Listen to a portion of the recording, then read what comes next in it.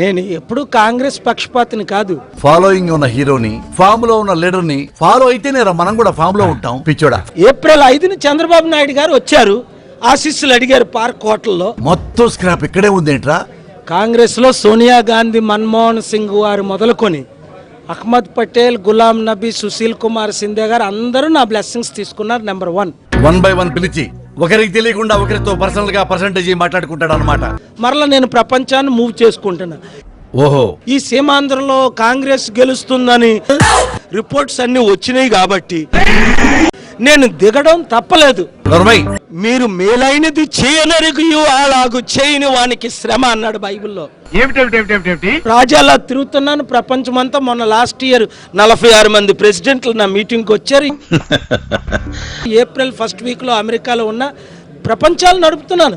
Public లో క్రేజ్ను పడుకుంటా. నేను దైవజనుడని ప్రజలందరికీ తెలుసు. మర్చిపోయాడు. హిందువులు, ముస్లింస్, క్రిస్టియన్, నా అజెండా ఏముంది? స్వామియే శరణమయ్యప్ప. నా కష్టమైన సంపాదనతో రాష్ట్రాన్ని, దేశాన్ని, ప్రపంచాన్ని పోషించా. టూ మచ్ రే, టూ మచ్. దేవుడు ఇశ్రాయేలీలు సౌలుని కోరుకున్నారు, సౌలుని రాజుగా చేశాడు. మాట్లాడబాకురా. మేలైనది చేయనెరిగి అలాగు చేయని వానికి శ్రమ.